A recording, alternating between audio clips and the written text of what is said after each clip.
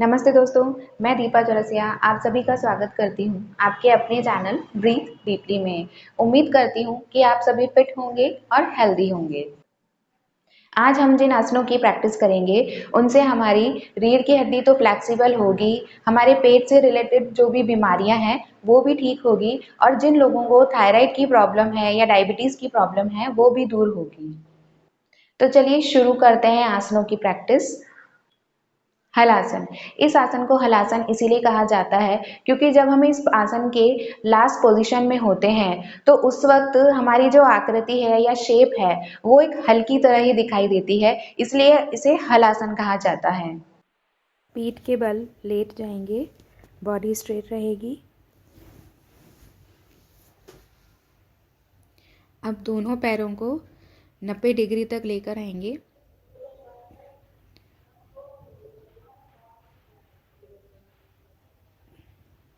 और दोनों हाथों पे वज़न देते हुए हिप को और पैरों को सर के पीछे की तरफ लेकर जाएंगे। घुटने मुड़ेंगे नहीं, सीधे रहेंगे पैर। और पोस्चर को 10 सेकंड के लिए होल्ड करेंगे। जिन लोगों के पैर ज़मीन से टच ना हो सकें वो उन्हें थोड़ा इस तरह से हवा में भी रख सकते हैं। प्रैक्टिस के बाद ज़मीन से टच होने लग जाएंगे पैर।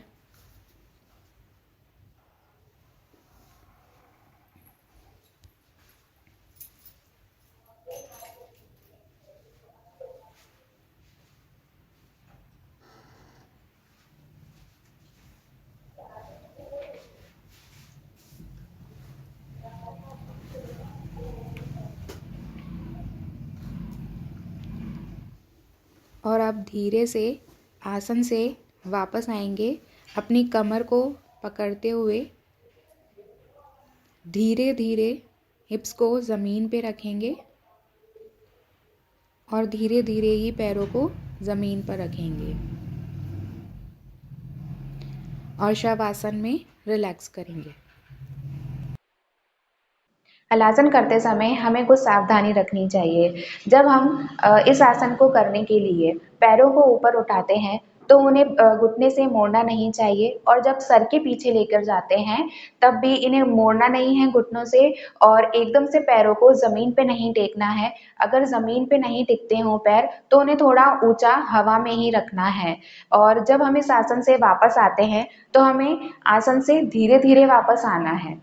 जिन लोगों की गर्दन में या रीढ़ की हड्डी में ज़रूरत से ज़्यादा दर्द या प्रॉब्लम हो, उन लोगों को इस आसन को नहीं करना है। जिन लोगों को हार्ट की प्रॉब्लम हो या फिर हाई बीपी रहता हो, उन लोगों को भी इस आसन को नहीं करना है। और जिन लोगों के पेट में अल्सर होते हों या छाले हों, उन लोगों को भी इस आसन को नहीं करना है। और महिलाओं को पीरियड्स के समय पे नहीं करना है और प्रेगनेंसी के भी टाइम पर इस आसन को नहीं करना है। हलासन करने से कई तरह के बेनिफिट हमें मिलते हैं, जैसे जिन लोगों की रीढ़ की हड्डी में कड़ापन रहता हो या कड़क रहती हो तो इस आसन को करने से उनकी रीढ़ की हड्डी फ्लेक्सिबल हो जाती है। इस आसन को करने से हमारा वजन कम होता है और साथ ही हमारे पेट की जो भी समस्याएं होती है कब्ज जैसी, वो भी दूर होती हैं।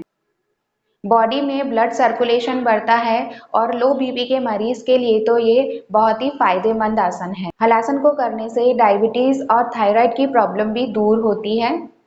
सर्वांगासन। इस आसन को सर्वांगासन इसीलिए कहा जाता है क्योंकि जब हम इस आसन को करते हैं तब हमारे पूरे शरीर पर ही इस आसन का गुड इफेक्ट पड़ता है और इसीलिए ही इस आसन को आसनों का राजा भी कहा जाता है।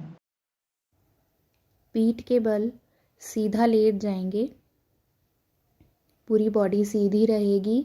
सांस लेते रहेंगे, छोड़ते रहेंगे, जिससे कि हमारी बॉडी रिलैक्स हो जाए और हम कंसंट्रेट कर सकें। और अब धीरे से दोनों पैरों को 90 डिग्री पर लाना है और दोनों हाथों पे वज़न देते हुए हिप्स को ऊपर की तरफ करना है। ये विपरीत आसन हुआ। और अब इसके बाद दोनों हाथों से कमर को पकड़ते हुए दोनों पैरों को सीधा करना है आसमान की तरफ और पोस्चर को होल्ड करना है। हमें हमारे जो पैर हैं उन्हें बैलेंस करना है और हमारे पैरों के पंजों की तरफ देखते हुए बैलेंस बनाना है, हमें कंसंट्रेट करना है। और अब धीरे से आसन से बाहर आएंगे। सबसे पहले हिप्स को नीचे रखेंगे और फिर धीरे से दोनों पैरों को ज़मीन पे रखेंगे और रिलैक्स करेंगे।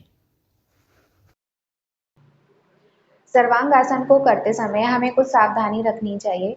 जब हम इस आसन को करते हैं तो हमें धीरे-धीरे इस आसन को करना चाहिए और सबसे पहले इस आसन को करने से पहले हमें विपरीत करनी और हलासन की अच्छी तरह से प्रैक्टिस करनी चाहिए और उसी के बाद ही हमें सर्वांगासन की प्रैक्टिस करनी चाहिए।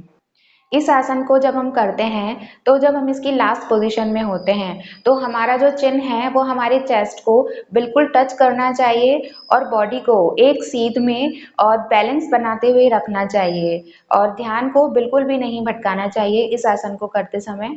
जिन लोगों का बीपी हाई रहता है या जिन्हें हार्ट की प्रॉब्लम हो वे इस आसन को ना करें और जिन लोगों को स्लीप डिस्क या सर्वाइकल में किसी भी तरह की प्रॉब्लम है या रीढ़ की हड्डी में किसी भी तरह की प्रॉब्लम है, गैप है, तो उन लोगों को ये आसन नहीं करना है। सर्वांगासन को करते समय हमें कई तरह के लाभ मिलते हैं इसलिए इसे आसनों का राजा भी कहा जाता है। सर्वांगासन करने से हमारी पूरी बॉडी का ब्लड सर्कुलेशन प्रॉपर तरीके से काम करता है। सर्वांगासन को करने से बालों का झड़ना दूर होता है और हमारा कंसंट्रेशन भी बढ़ता है, स्ट्रेस दूर होता है, थायराइड की प्रॉब्लम दूर होती है। सर्वांगासन को करने से गले से जुड़ी जितनी भी प्रॉब्लम्स है जैसे टॉन्सिस है या गले में किसी भी प्रकार का इन्फेक्शन हुआ है, कंठ में कोई भी किसी भी तरह की प्रॉब्लम है तो वो दूर होती है। सर्वांगासन को करने से गले से संबंधित सभी प्रकार के रोग ठीक होते हैं और इससे हमारे फेफड़ों में प्रॉपर तरीके से वायु जाती है या ऑक्सीजन की सप्लाई अच्छे तरीके से होती है। अर्ध मत्स्यासन, इस आसन को मत्स्यासन इसीलिए कहा जाता है क्योंकि अगर इसे पानी की सतह पर किया जाए तो जो हमारी बॉडी है वो पानी पे मछली की तरह तैरती हुई दिखाई देगी। इस आसन को सर्वांगासन के तुरंत बाद जरूर करना चाहिए क्योंकि ये इसका काउंटर पोज है। दंड आसन में बैठ जाएंगे, कमर सीधी रहेगी, दोनों पैर सीधे रहेंगे और अब दोनों हाथों को हिप्स के नीचे रखेंगे और पीछे की तरफ झुकना है, कोहनी पे अपना वेट देना है और फिर अपनी गर्दन को पीछे की तरफ झुकाते हुए माथे को या सर को ज़मीन पे रखना है और पोस्चर को होल्ड करना है। पोस्चर होल्ड करने के दौरान या आसन होल्ड करने के दौरान हमें सांस लेते रहना है और छोड़ते रहना है। पीठ ज़मीन से ऊपर रहेगी और दोनों पैर सीधे रहेंगे एकदम। और अब धीरे से आसन से वापस आना है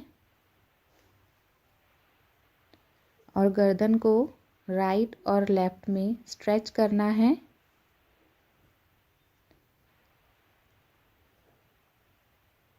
और रिलैक्स करना है शवासन में।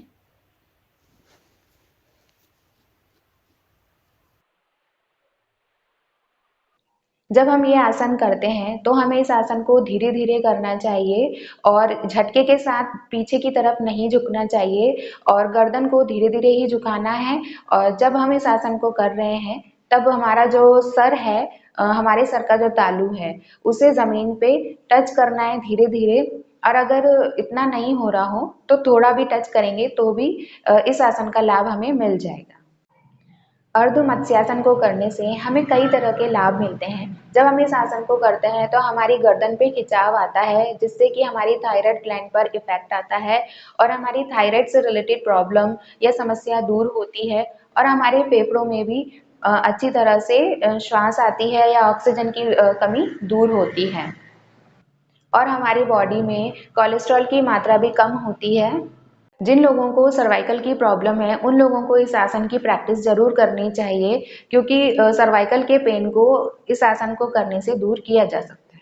आपको वीडियो अच्छा लगा हो और इससे आपको कुछ जानकारी मिली हो तो आप वीडियो को लाइक कर दीजिए और साथ ही अपने मिलने वालों को शेयर भी कर दीजिए और चैनल को सब्सक्राइब कर दीजिए और बेल आइकन को भी प्रेस कर दीजिए, जिससे कि आपको आगे के आने वाले वीडियो सही समय पे मिल जाए। धन्यवाद।